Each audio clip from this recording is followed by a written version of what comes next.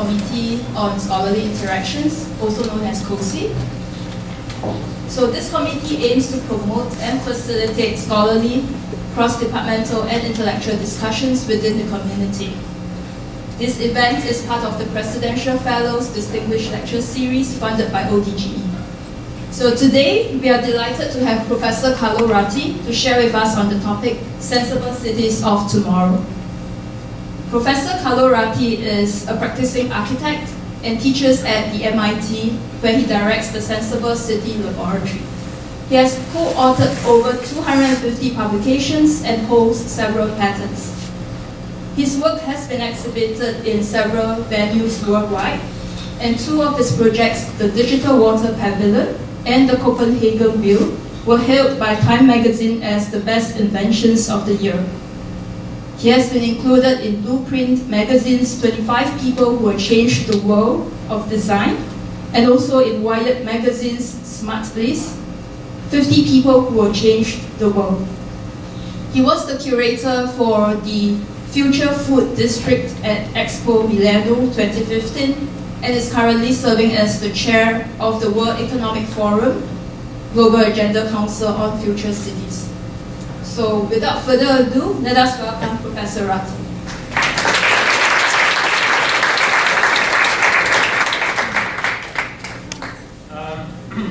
Thank you, good evening. Thank you, and good evening everybody. Well, first of all, it's a great pleasure to be back in Sydney Pacific. Actually, when I arrived at MIT over 10 years ago, I stayed here, lived here for a few months. So it's like, coming back home. Can we have the lights slightly off, and then so we see better the slides? So what I wanted to do is, I'll try to be quick with the presentation. I want to share with you some of the work we're doing both at the SENSEable City Lab here at MIT, and also in our design office, Carlo Ratti, in looking at cities and how Internet of Things is changing and transforming our cities. Now, sometimes I've used this picture to start to explain what is happening in the space of smart cities, and because something similar happened in Formula 1 over the past 10-15 years. 10-15 years ago, if you wanted to win a race, you needed a good physical infrastructure. Today, you also need a good digital infrastructure, something like this, which is made of thousands of sensors onto the car, collecting information in real time, sending it to those computers, where it's analyzed, it's processed, and decisions are made in real time. I think it's better if we turn the lights a bit off, because it's not very visible. Even if it's a bit dark, it's fine. Yeah, I think it's fine. Don't fall asleep. So the idea that it's all this information is analyzed in real time and helps to make decisions.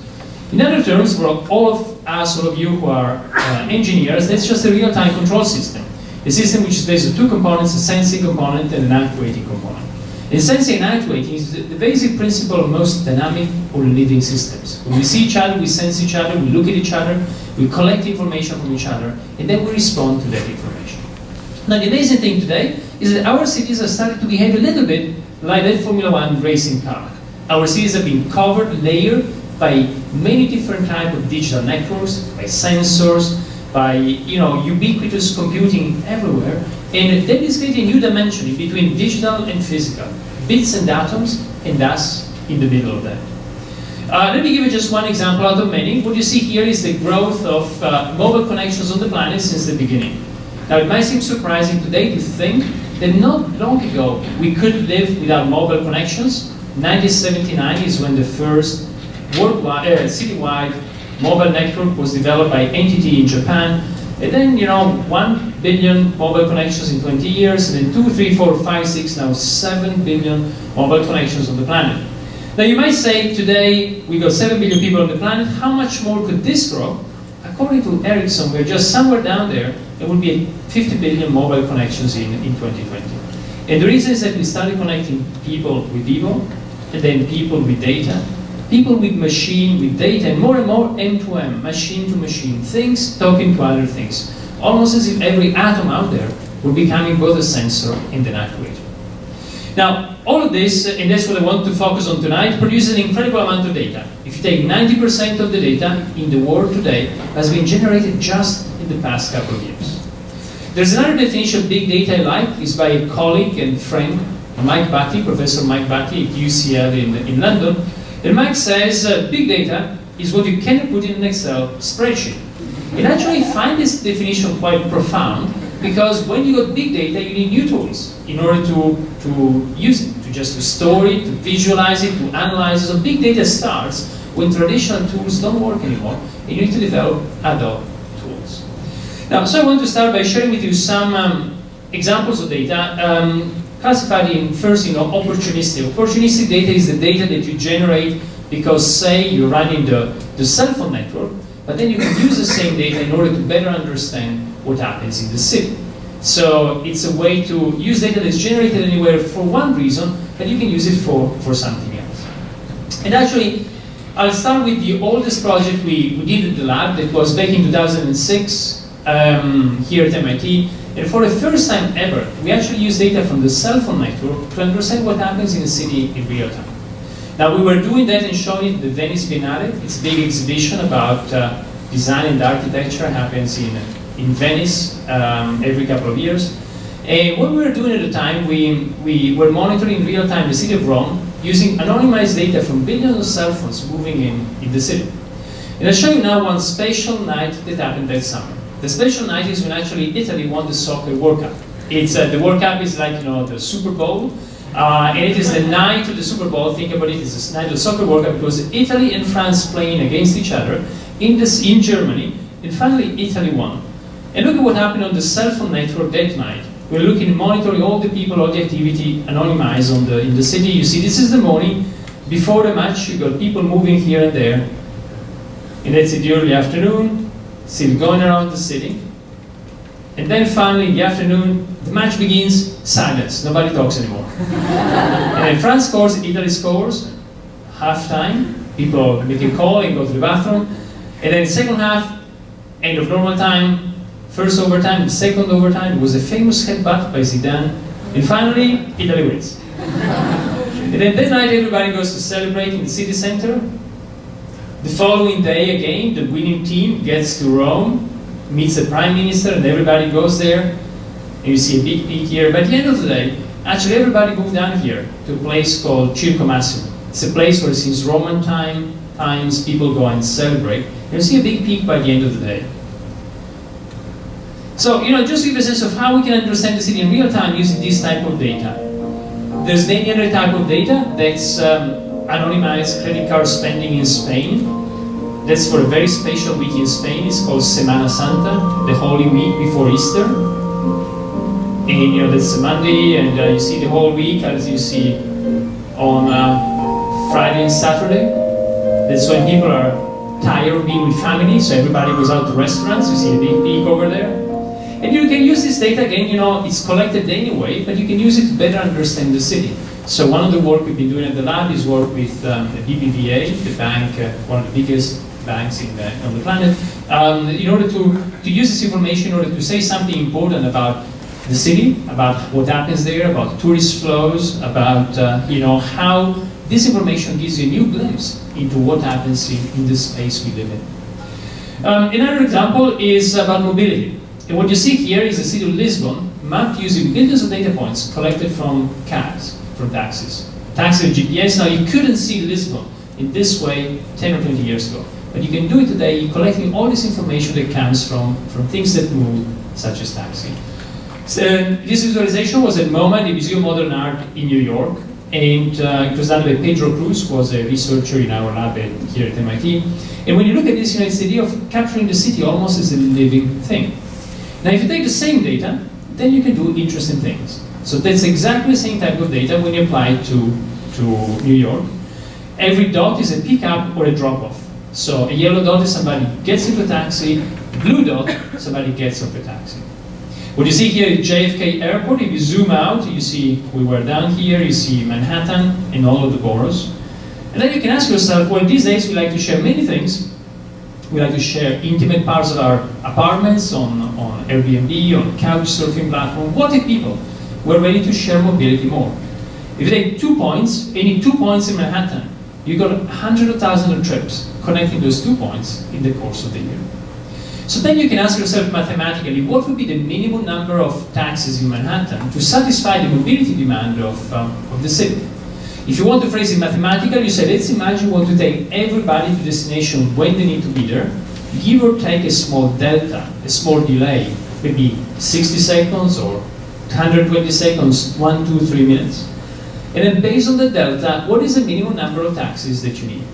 Now, if you try to solve this with traditional mathematics, you fail because there's simply too much data out there. So what we did, we looked at something we call shareability networks. So we used network science to solve the problem. We created a network that tells you how many trips can be shared, and use that in order to answer the question I was saying before. There's a paper in case anybody is interested in looking at the maths. And you see here the network. What you see here is basically if you have a bigger delta, a bigger length that you can tolerate, a bigger delay you can tolerate, the network becomes denser and you can share potentially more trips.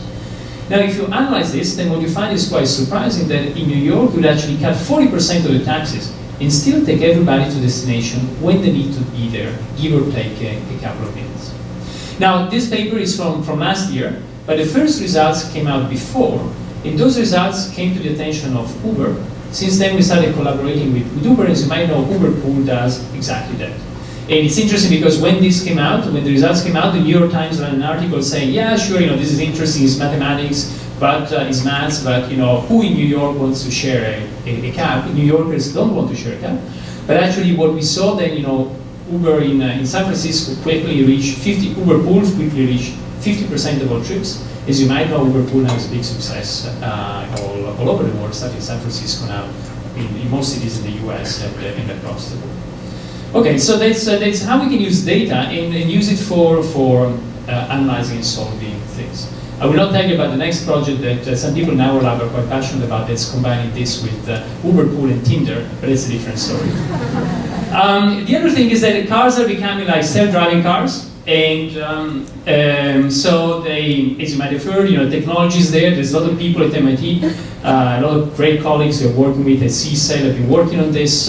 But people around the world are working on self-driving cars. As you might know, Singapore, where MIT has a big presence as smart, is going to be one of the first cities to have this year a fleet of publicly accessible self-driving cars. In Pittsburgh, Uber and Carnegie Mellon are having a fleet already of Uber cars that are self-driving. And for us, the interesting thing, again, is not necessarily the technology itself. Technology is what you see here. You see the two little ears of the car, two LiDARs, sensors. They do a three-dimensional scan of the environment, like this one, and then the car will use this information in order to navigate and drive itself. But for us, the interesting thing is that if you go to a self-driving car, then that car can be shared much better. So a self-driving car can give you a lift in the morning when you come to MIT, and then can give a lift to some of your friends or to anybody else in the city. So today a car in the United States is used 5% of the time. 95% of the time is useless. It just parks somewhere. It's very expensive. It's a piece of metal. There's a lot of value and energy and so on in it. But it's actually, it's not used for anything. It actually is using valuable public space in our cities. Now, if you're a self-driving car, you can share much more easily. So you can give it to somebody and somebody else and somebody else. And you can change that 5%, 95% into another ratio. Now, according to some of the work we are doing, if you combine what I was saying before, which is the sharing of the ride, with this, which is the sharing of the car itself, the combination of both could give you a city, such as Boston or New York or Singapore, a big city or a small city, where you could take everybody to destination with around 20% of the cars we have today. And think about how different a city would be if you were to remove 8 cars out of 10. Now, if you then look a few years from now, so this is happening, as I say, technology is basically there, so it's happening, it's going to happen very quickly in the next years. If you look a few years down the road, then other things might happen, such as changes in this. You're all familiar with this, it's a well-known traffic light, and traffic lights came on our streets, arrived on our streets when cars arrived on our streets.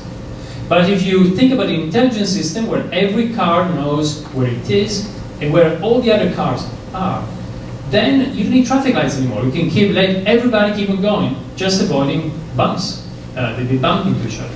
Something like this. Don't try it yet. And I gave a presentation a few months ago in Naples, in Italy, and they told me, so what is new here? As you might know, this is a famous Italian politician. He was a minister in the government. He said, in Milan, traffic lights are instructions. In Rome, they're suggestions. In Naples, they're Christmas decorations. So again, mathematically, it's an interesting question. If you look at the intersection, mathematically, you can look at it. It's quite interesting. There's a paper that came out just 2 or 3 months ago. When we looked at, we extended queuing theory in order to look at the intersection from a more theoretical point of view. And what you see here is the results of the work. Again, you can look at the paper online, but what you see here is the same amount of cars getting to the intersection. It's a real intersection in Singapore. And the same amount of car, but managed to the left with the most sophisticated traffic light we have today, and to the right with a slot-based system. A system which is similar to what happens with slots with airplanes and air traffic control. And look at the difference in terms of number of cars waiting and the delay that you introduce to the left and to the right. Exactly the same amount of flows to the left and to the right.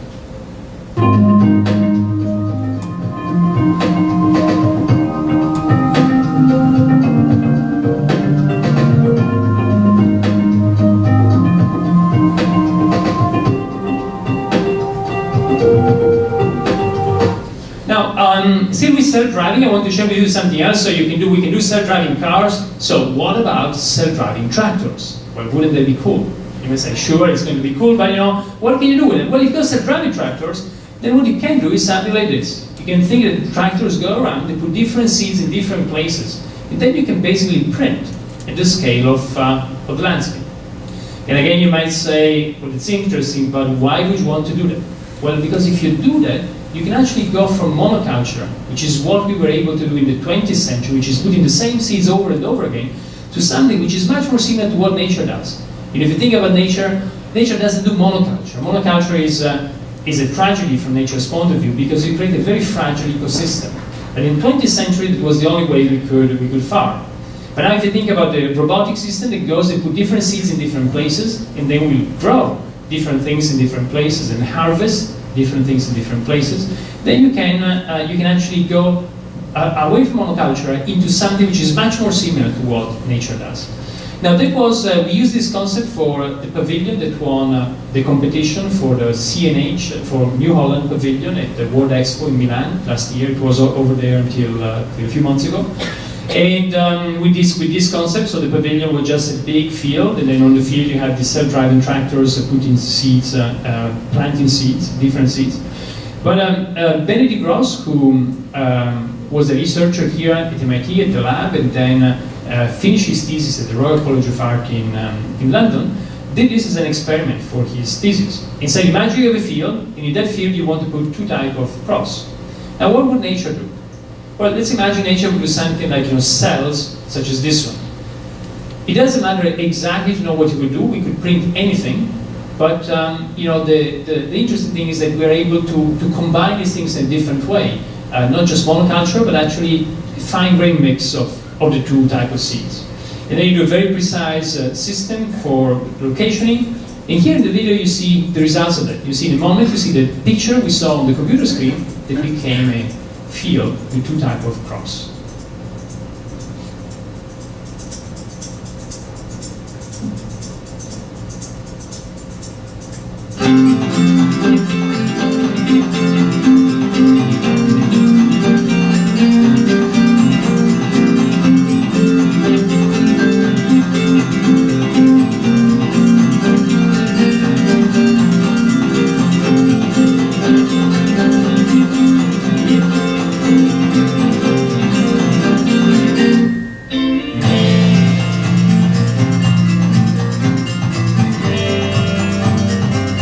So you see the same pixels that you saw on the computer screen actually have become like a field with 2 types of crops mixed together.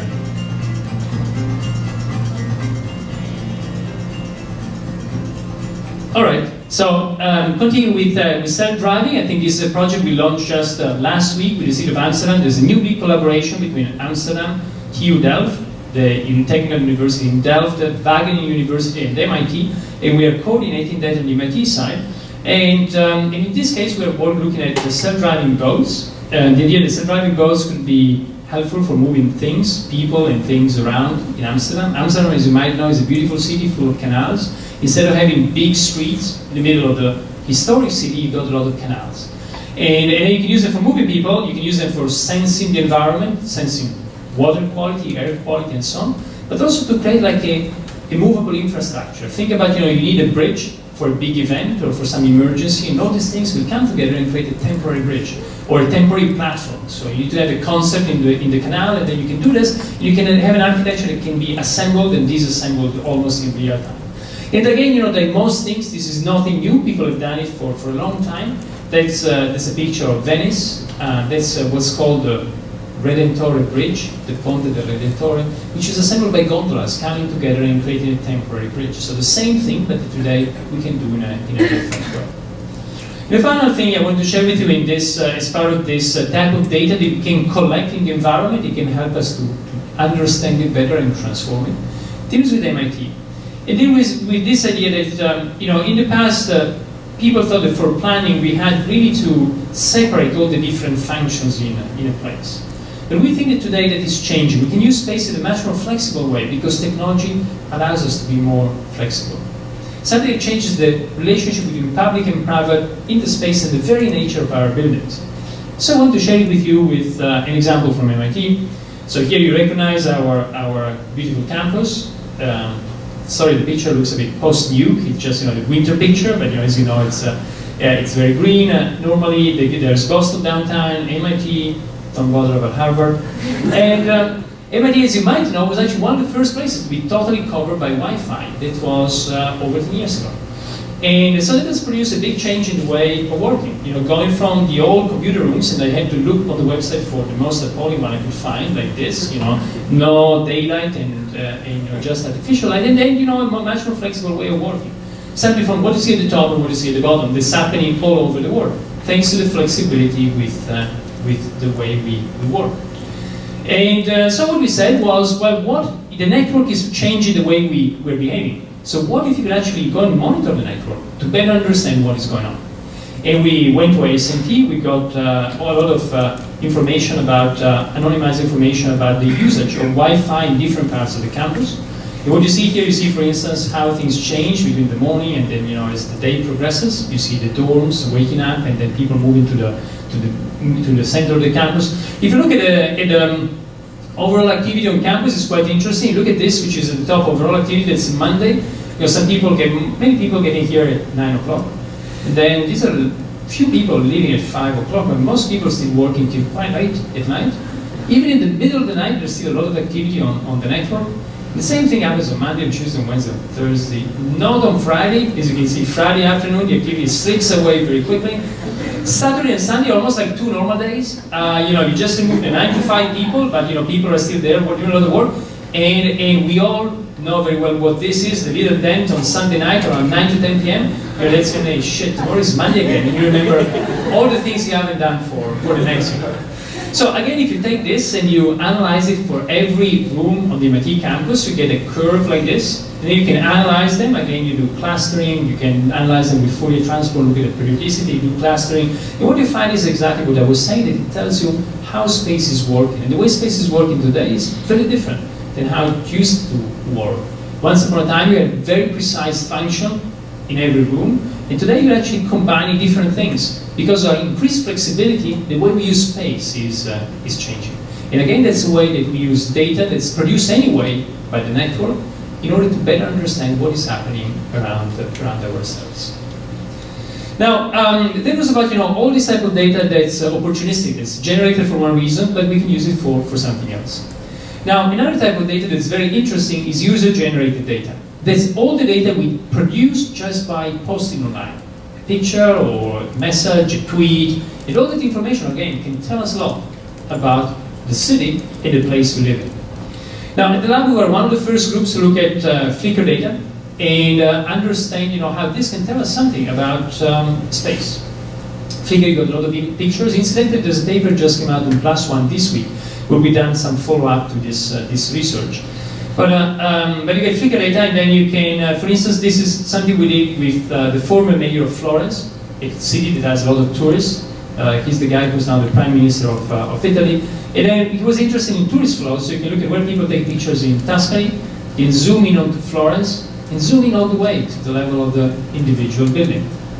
Now, if you want to do something slightly more sophisticated, then you actually look at the timestamp for a picture, and then you can build trajectories. So you know where somebody was, took a picture, and you can read the time, and then you can build trajectories between how people move over space. All this is public available open information that's online, and you can just download it and analyze it. So what you see here, for instance, is Americans and Italians as they move in Tuscany. And I got a question for you. Where are the Americans? To the left or to the right? So Americans to the left, raise your hand. Okay. Americans to the right, raise your hand.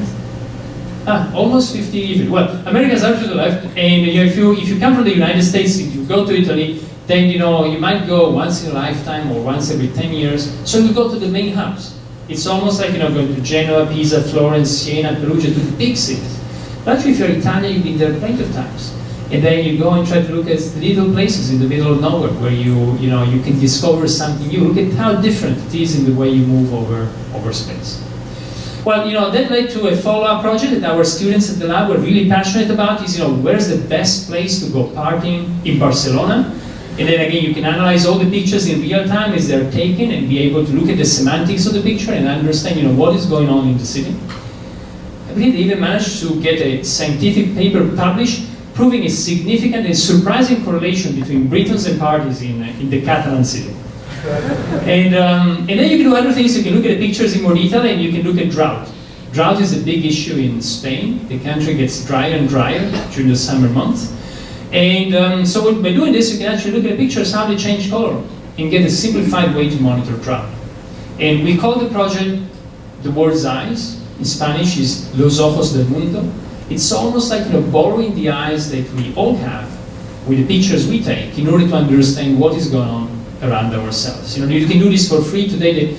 The state does a lot of monitoring, sensing networks across the country, but this is in an approximate way, but you can do it for free just by using information that people every day upload on the internet. Another type of data that's more and more important, as you all know, is Twitter. We can say a lot of things with Twitter. In this project, we discovered something interesting, which is that if you look at the length of tweets, it tells you something about how excited we are about something. So, in this case, this is from a year and a half ago, but we use all data from 2012, the Golf Master Tournament. We use 40 million tweets and analyze them. And every dot is a tweet, and then you go to short tweets at the bottom, long tweets at the top. The yellow line is the average. And you see what happens when it densifies in the middle? You go around, and then the length changes. And if you look at that mathematically, they're beautiful log normal curves, they shrink when you got more excitement on the system, and then open up when you got less tweets on the system.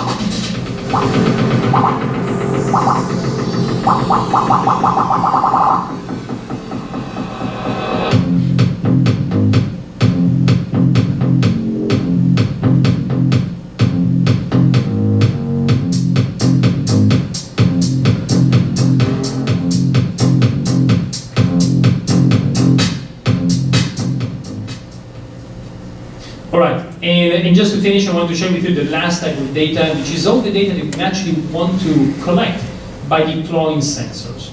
And if you think about the two types of data, that's data that exists anyway, and we just need to collect it. It's almost like being hunter-gatherers of data. But here is about deploying sensors in order to understand what is going on. The first project I want to share with you is a project we did with our design office in Milan at the World Expo again, that finished last year. This is the second pavilion we did. It was one of the main thematic pavilions. That's the World's Fair. It was 2020, it was Shanghai, 2015 Milan, 2020 Dubai. And over here, what we were given was this box, and the theme for the whole expo was about feeding the planet. It was about producing, transforming, eating, and selling food. In this case, the answer is to say, well, how is tomorrow's supermarket going to be?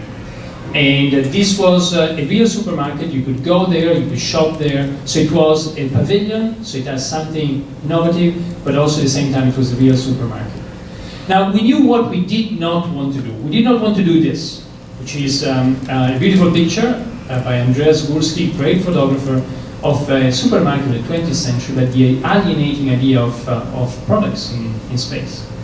What we liked was a quote by Italo Calvino, a great Italian writer, who has a character called Mr. Palmer.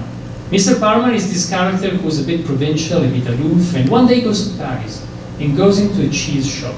And little by little, the guy starts thinking about all the stories behind the cheese, behind the products. And little by little, he feels like he's in a museum. Calvino says, the shop is a museum. Mr. Palmer, visiting it, feels as he does in the Louvre. Behind every displayed object, the presence of the civilization that's given it form and takes form from it. Now, if you think about it, it's quite profound. Today, we know everything about products. If you go online, you take a bottle of wine, you take Vivino, Scanwood, whatever you want, you know everything about the bottle. You know about the vineyard, about when the wine was made, about when that bottle was shipped to you. But that information is not with us when we are at the supermarket. So the question is, can we make it more accessible when we go shopping?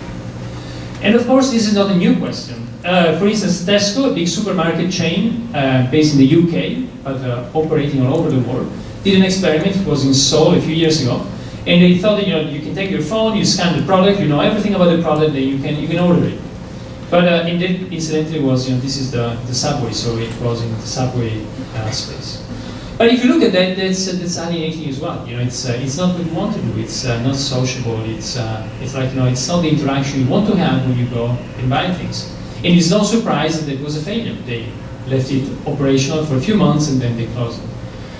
We like this idea of a traditional market. Look at the richness of interaction between people and people and products in a traditional market.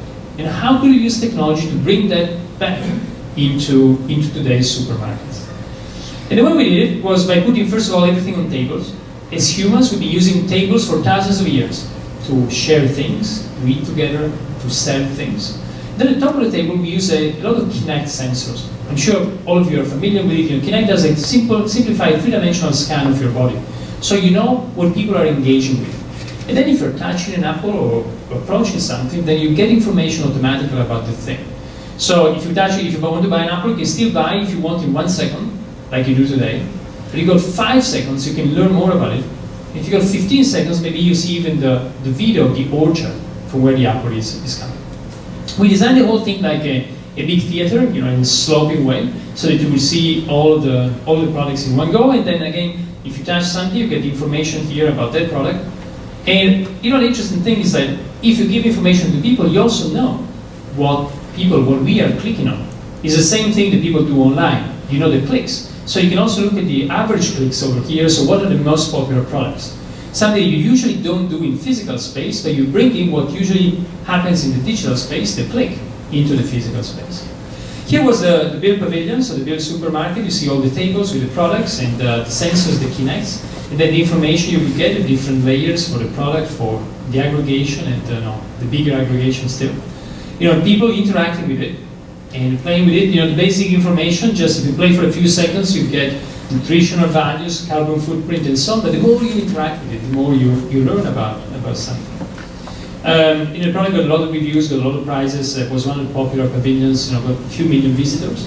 For us, the interesting thing was this idea that a great computer scientist from Xerox PAR, Mark Weiser, once called ubiquitous computing. The fact that when technology is there but disappears, then it becomes very easy to use. What Mark Weiser used to say is it recedes in the backgrounds of our lives. And for us, the most exciting thing here was that there was a lot of technology, but anybody from 5-year-old to 95-year-old could actually play with it and enjoy it. In the video, you'll see some of a quick glimpse at the interaction inside the pavilion.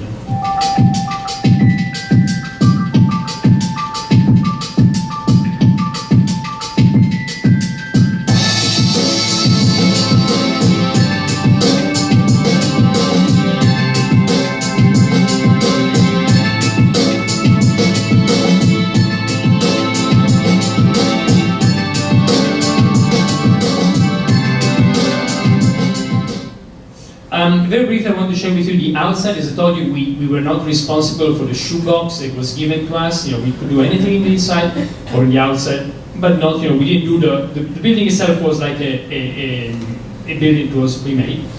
And we didn't like it. They told us you could do another facade in front of it, but we didn't like the idea either. So we said, well, first of all, the company running the supermarket is called Co. It's originally cooperatives. Their idea is you are the Co. So they wanted to show pictures of people outside. And we said, okay, that's good, but let's do it a bit more interesting. So we started sharing pictures of people, but based on what you would buy. So here you see the aggregated picture, the aggregated X-ray of whoever buys a lot of, whoever buys vegetarian or organic or a lot of sugar and so on. So you combine them together. And then we didn't want to do just like a big Times Square facade, which is what some people expected us to with a lot of LEDs. But I think that we already have enough LEDs or LCDs in our lives. We're spending most of our days in front of glossy screens. So how can we give information a different way? And what we did was create a giant robotic arm that would spray paint, like a graffiti robot, and would actually keep on doing one layer after the other of this information. Again, here's the video. From petroglyphs to graffiti, man has always had an instinctive need to leave a sign of his passage. Convinced that this is not just art for art's sake, we tried to transport this process into the modern age, inventing a device traveling and writing on vertical walls, transforming any facade into a huge open-source canvas. Installed at Expo 2015's Future Food District, the world's largest plotter moves on a 2-axis plane, drawing visitors' portraits using 5 different colors of spray paint. The flow of information helps reconfigure space with an open-source approach to architecture, just like the Stone Age when people intervene directly on their built environment. Walls become canvases to tell our stories.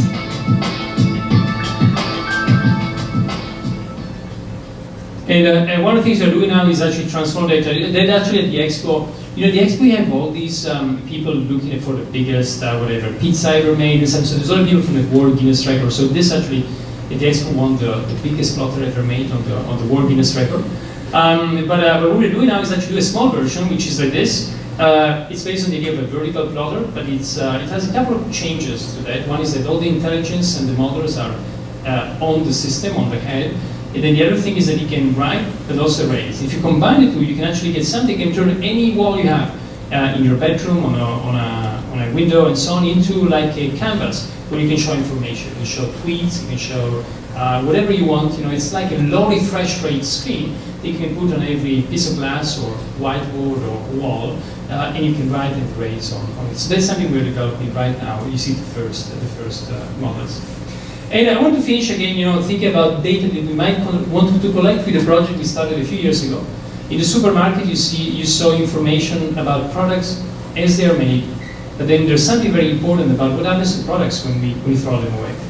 And we started with this project called Flash Track, inspired by this computer, the story of this computer. If you look at this computer, today you know everything about it. Every chip in this computer, you know where it was produced, how it moved on the planet, how it became this machine.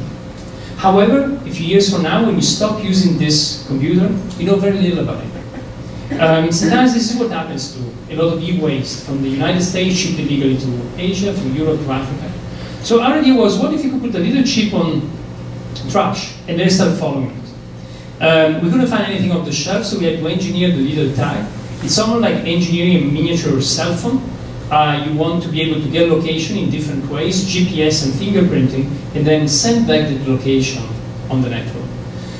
We did the first, we see here to the left is the first one we engineered, the right is, we worked with Qualcomm as well later to multiply some of these tags and program them in the proper way. You want this to last for many months. And we did the first deployment in Seattle, where 500 people came with their trash, with a little tag on all the pieces of trash.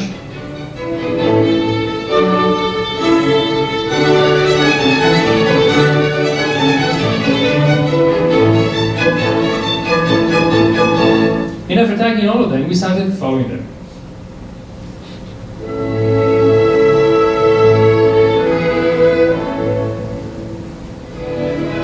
So you can see the day of deployment. After a few days, you see some of the main landfills next to Seattle.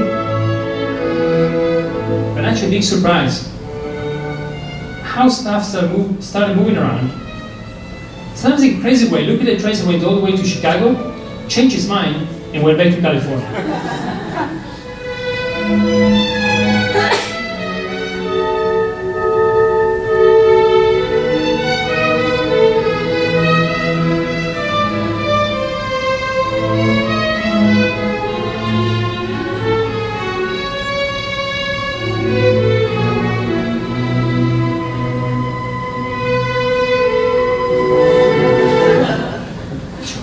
So what can you do with this? The first thing you can do is that you know everything about all those objects, and then you can try to streamline, call it the removal chain. Not the supply chain, but what happens afterwards. And if you look at that, there's a few scientific papers we did where we looked at measured, all the energy we're putting into stuff to move them around, and sometimes you're putting more energy into things than what we will ever be able to recover by processing. The second thing that's very important is that big data means we know much more about us, about our actions, about the consequences of what we do. So if we share big data with people, that per se can have a big impact. And I'll tell you just a story of maybe somebody at the end of the project came to us and said, look, I used to drink water in plastic bottles every day, throw them away, and forget about them. But now, after the project, those bottles go a few miles from home to a certain landfill. They will stay there forever. So because of this, I stopped drinking water in plastic bottles. The idea that big data can actually, per se, be a very powerful agent of change. The third thing that we discovered is that a lot of things were actually going to ports and then disappear. As I told you, every type was like a miniature cell phone, so every type had a SIM card, but the first time, in order to save money, we just used a domestic plan. We didn't do international roaming for data, right? You don't want to have 3,000 tags roaming across the planet with your data plan. But then a lot of tags actually went to ports and then disappeared. And so we couldn't find out what was going on. Was some of this stuff shipped outside of the United States? So over the past couple of years, we've been working with an NGO that looks at a lot of e-waste smuggling across the world. And what we discovered just a few weeks ago, if you're interested, there's a special by PBS TV on this that follows some of the things we had tagged. What we discovered was that actually a lot of things, yes, go where they shouldn't go. What you see here is probably the largest e-waste tracking internationally, the largest tracking of e-waste ever done out of the United States. You see a lot of traces. You can find all of them on our website. You can browse each of them individually. Going from the United States to Asia. Some of those are legal, some of those are not legal. But indeed, the big data means we can actually look at something like this on the global scale, and then we can put pressure on people, on the government, in order to change regulation, in order to make sure that what is going on is what should be going on. And the final thing we discovered actually was more surprising. And that happened when a burglar came to our lab just down the road. But this poor guy stole a lot of things, including tags and computers that tell you where they go. And this is what happened.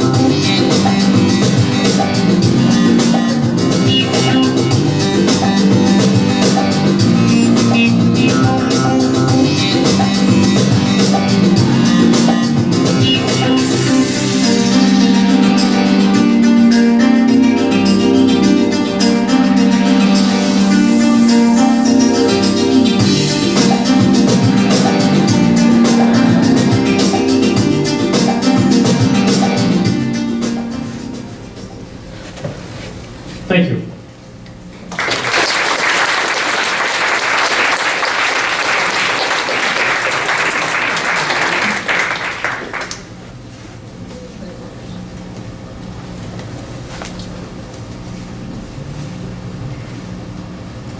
We have about 10 minutes for questions. So, any questions? Yes. Cool. So my question is more specific to the user-generated data. Yeah. So user-generated data. Can everybody understand it in the back? No, maybe it's very diffused. The mic. Okay. So my question is related to user-generated data. So a lot of that data ends up being generated by younger people, and all the conclusions that get drawn from it have kind of like self-selecting bias. And so as we start using that data for like planning and as engineers, like what should we keep in mind about that data? Like certain places have like aging populations that aren't like, generating that. I think it's a very good question. And what you need to do is, especially when you look at new type of data, then you always need to ask yourself how representative this is of the overall population. And it applies to all the type of data. For instance, when we started back in 2006, 2005, 2006, looking at cell phone data. Well, the cell phone at the time was still quite expensive. Just not everybody had a cell phone in this country. It was just a fraction of the population, and you were really not capturing the whole population. But then you fast forward just 10 years. And today on the planet, you've got more cell phones than people. We got places without running water, but with cell phone. So somehow, in that case, for instance, things solve themselves. But you always need to. So in other cases, you will still have a bias, and you need to correct for the bias. There's a very important question when you get data. You said also user-generated, the same thing about Twitter and or Facebook and so on. But yes, you always want to make sure that you correct the data to make sure you capture the whole population. The amazing thing, however, is that if you think about social sciences, just probably. And basically, even still today, traditional social sciences will work with, having a small population of maybe 10 or 100 people. If you do an experiment in social sciences, and with that type of numbers, and today for the first time, we can actually run experiments with millions of people. So we need to pay attention to the biases, but the potential for better capturing societies are huge. With more of our devices becoming internet connected, sensors and actuators, as you mentioned. Do you think that we're taking the security aspects of this seriously enough right now, and based on the breadth of your experience, you have questions about a path forward? Yeah, I think actually that's going to be one of the most interesting fields of research looking forward. And if any of you is interested in this or anything else, to work to be at the lab, send me an email. But I think that's going to be something. Is going to be something very, very important looking forward. I mean, think also about just what happened a couple of days ago, and with probably some of your Internet of Things devices, you didn't even know they existed. They were just in next to your TV or maybe your thermostat and so on, and doing shutting down part of the Internet. And there's a very simple thing. I think hacking the system is something quite old. I think when Marconi did the first experiment, Marconi did one of the first radio transmissions in London in front of the Royal Society. His system, and that was, we're talking over 100 years ago, his system was hacked. And actually it was hacked, and somebody managed to hack his signal and transmit some obscene words to this kind of scandalized audience of the Royal Society. So I think hacking is as old as radio transmission, as networks themselves. And so we've seen a lot of it. Now in the world of Internet of Things, we're going to see more and more. I think this example shows a very simple vulnerability. People didn't think about your computer, now you patch it all the time. You don't patch it that often, your Internet of Things devices. We need to see how we're going to do that in a way that's effective and robust. And the scary thing, if you want, is that when you get to cyber-physical systems, in the way you describe the systems is cyber-physical, where you got the digital component and the physical component. When you get to cyber-physical system, if somebody hacks into the digital side, then they can blow up the physical side. And I think there again, we've got some examples. Statnet was a famous one from probably 6 years ago, I think, or 6 or 7, whatever. It was a virus that was produced in order to damage the Iranian nuclear program. And it was actually a digital system in order to destroy partially the physical one. But you can think about everything, like a self-driving car is a computer on wheels. So if your computer gets a virus and crashes, you know what happens, it's okay. But if your car crashes, it's much worse. So I think we need to look at that, and it's going to be a very important field of research looking forward.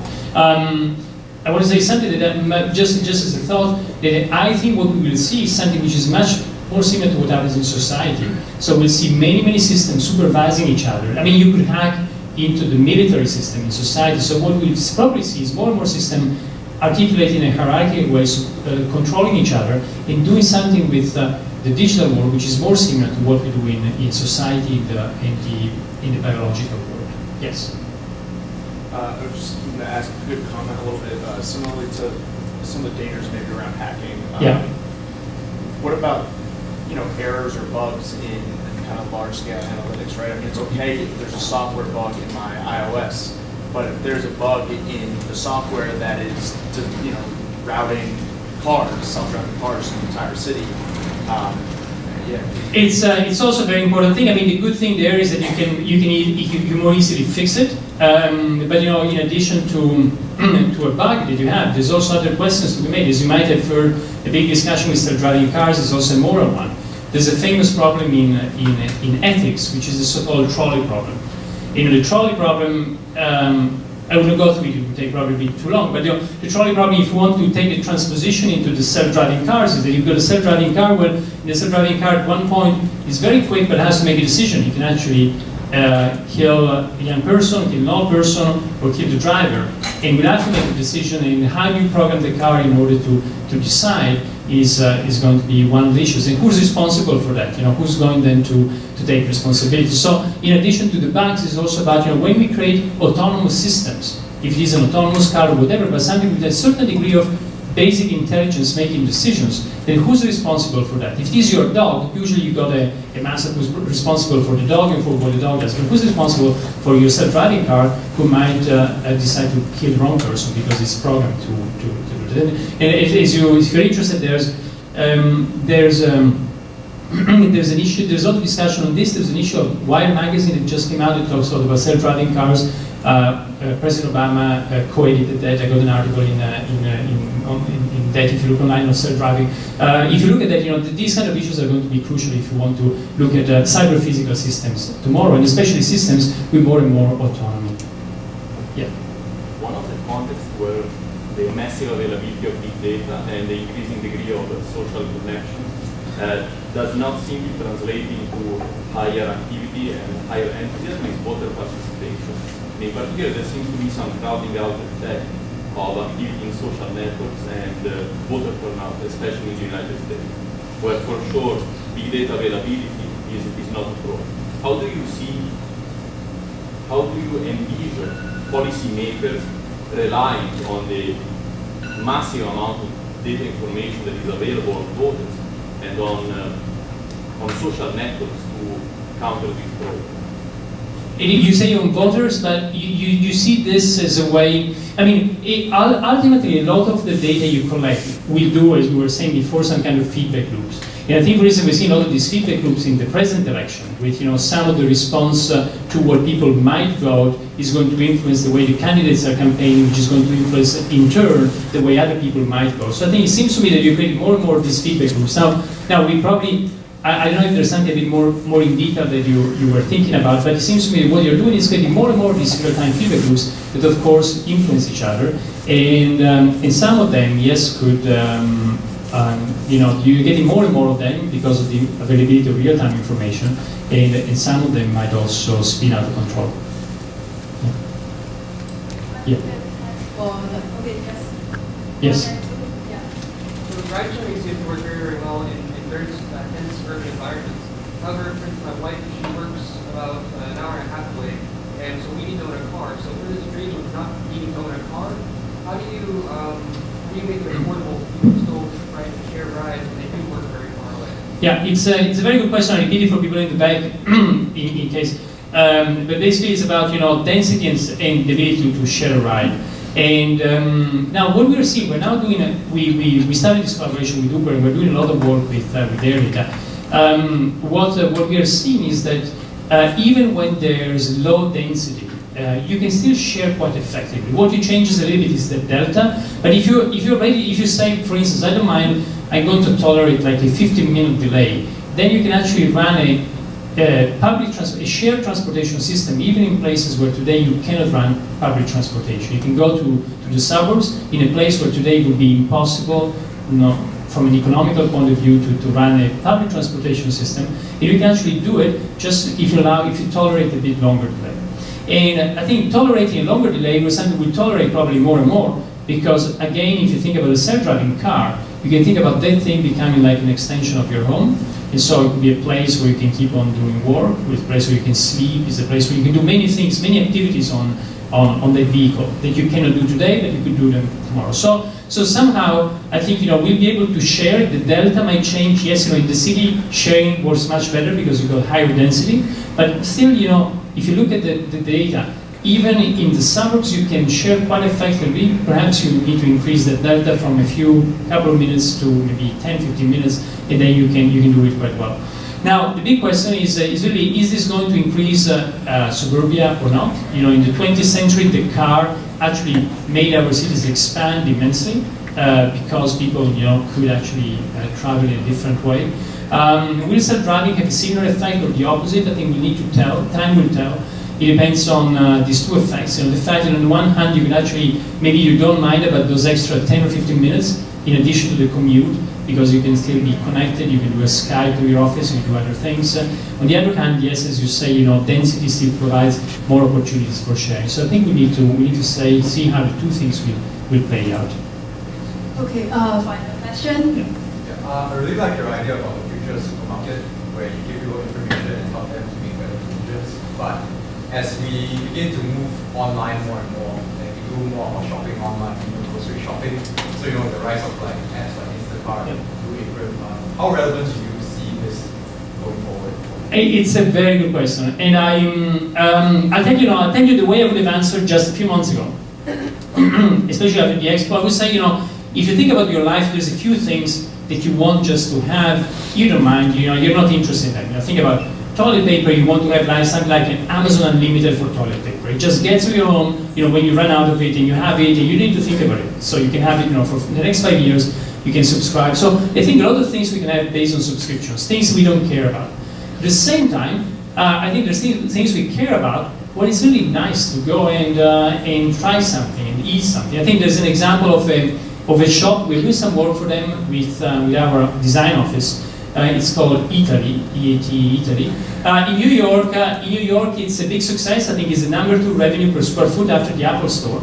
And it's a place which is almost like, food, we say it's food porn, got all this beautiful food exposed and people love it, and you can taste it, and you can try the most amazing, whatever, tomatoes selected for you, paid for you. It's coming to Boston, I think, in a few months. But, it's an